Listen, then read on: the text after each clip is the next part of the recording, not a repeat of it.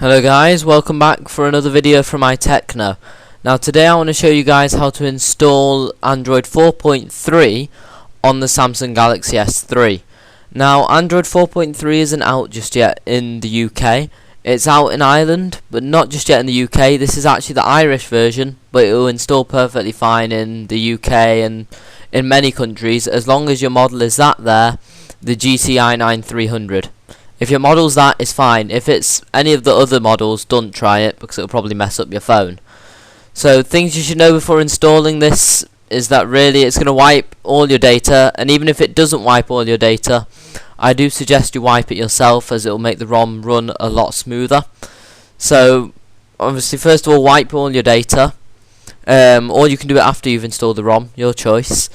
So to flash the ROM, first of all go to this website here I'll put this in the description as well so you can quickly get to it, and to download it you'll see there prerequisites, there's a download link here, so just click on that download link and you can see you can download it from Hotfile. I'll actually put the link for the Hotfile here just so you can get straight to it and download it. So there, go ahead, download that will give you the firmware. Then once that's downloaded, you're going to want to download a tool called Odin. So as you can see there's Odin 3 version 3.09. The version doesn't really matter too much, they all work fine. I found I'm still using good old version 3. But there you go ahead, download Odin 3. While that's downloading, then once they've both downloaded, you'll be ready to flash. There you go, once your firmware and Odin have downloaded, you're going to want to navigate to Odin. So as you can see, I've already gone to it, but find where you downloaded it and just open it up. Now before you do anything on here, there's two things you'll need to do. Number one is make sure your phone is fully charged, and if you want all your data to be kept backed up, I would say fully charge your phone, because really you want your phone on as much charge as possible before doing this, in case your battery goes flat during it and that can then mess up your whole phone. So do charge your phone decently. My phone isn't fully charged, but I'm confident that it's charged enough. So charge your phone up, and then also you want to put your phone into download mode. So I'll show you now how to put your phone into download mode.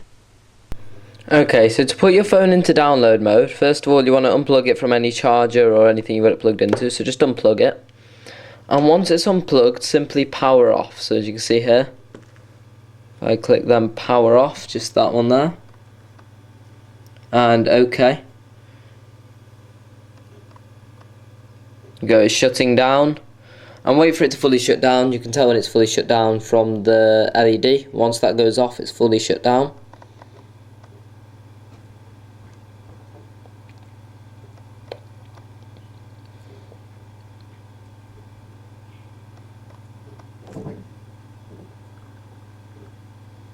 Be patient with it, don't take the battery out, let it fully shut down for sure. And there you go, it's now fully shut down. You can see that LED's turned off. And once it's shut down, what you want to do is hold the power button, the home button, and the volume down button all at the same time. So this is going to be a bit awkward with one hand, but I'll try my best for you guys. There you go, you can see there, it says custom OS can cause critical problems in a phone, blah blah blah. As long as you're sensible, you shouldn't get any critical problems. So just click volume up to continue, and you can see it says downloading, do not turn off target. So basically what it's saying there is don't turn off your phone. And now to proceed, you want to plug your phone in to your computer so that your computer can flash the firmware to the phone. Okay, so now that your phone is in download mode, and once you plug it into the computer, you'll see in the boxes on the top, you'll get a little icon appear.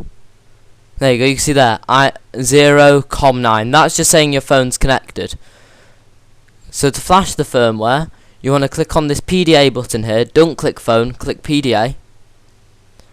And then navigate to where you downloaded that piece of firmware I showed you. So Samsung Galaxy S3. It was MJ9, so that one there. And there you go, you can see XXUG MJ9. So just open that up in here, and it's just going to quickly check the piece of firmware, just make sure there's no issues with it. It may say not risk patient with it. It can take a lot of processing power to check this.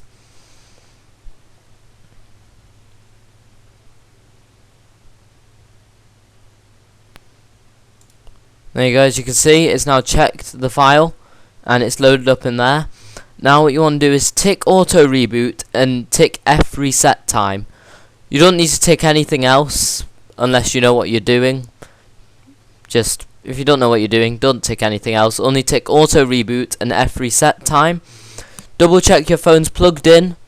Make sure you've made a backup, and once all that's done, just go ahead and click start. You see it's now flashing it. You'll be able to see it on your phone, and that is flashing it as well. Make sure you do not move your phone around while this process is going on, as it can cause the phone to become a soft brick, so to speak. So, in other words, your phone will be unusable. So, don't mess around with it, leave it to flash. So you can see there, the firmware is now flashing. You can see, downloading, do not turn off target, and you've even got the bar slowly going across. This is going to be pretty slow because it is a big firmware file to flash. See, I've done this before from the yes 8 counts or whatever it says, 5 counts, sorry, of flashing. Yeah, just be patient with it. Don't move it around because you'll mess it up. And like I said, I'll get back to you once this is done. There you go, guys. As you can see, the installation is now coming to an end. It's pretty close to completing the bar. It should reboot once it's done. There you go, as you can see, the phone's now shutting down and it's rebooting. So far so good. There you go, now this is more installing phase, so don't be worried if this pops up on your phone right after rebooting. It's perfectly normal and happens in all cases. This one shouldn't take too long. There you go, that's done. See, it's now going to reboot again.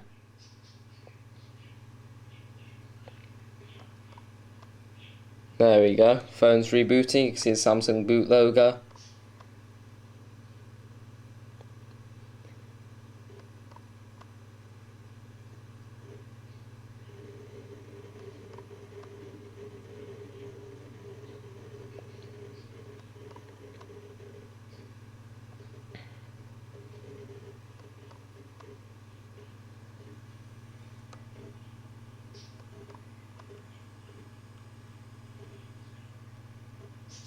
Still booting up. The first boot will take a while. First boot always takes longer than successive boots. It just seems to be the case. Must just be initialization and things like that going on.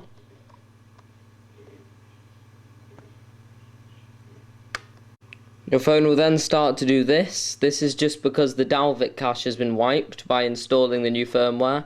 Once again, it's not much to worry about, it's just making sure the apps are optimized.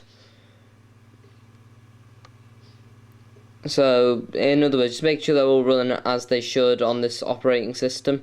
Since it's no longer the same operating system as before, it's now 4.3. So there we go, just give that time and it'll complete. I'll get back to you again once this is complete. As you can see, it'll then start to show a screen like this saying installing applications. I'm presuming this is actually backing up all of my applications I had installed previously. If not, it's just installing all the stock applications you always got on Android, such as Gmail, Google Now, things like that. We'll see, but even if it has installed my applications, I still do suggest you wipe it, as it will help the ROM to run a lot smoother. So just let this complete. There you go, it's now rebooted for me. As you can see, I was actually very fortunate. It's kept all of my apps. Some of you guys will like this. You'll want your apps kept. Me personally, don't like it. Think it will slow down the firmware if it was installed the way it was. So I'm actually going to go ahead and uninstall all those apps, or actually I'll wipe the whole phone. So you guys do what you want. I'm going to wipe the phone myself. And just enjoy Android 4.3. So thanks for watching. If you like the video, please like the video or subscribe for more videos from iTechno. Thank you very much.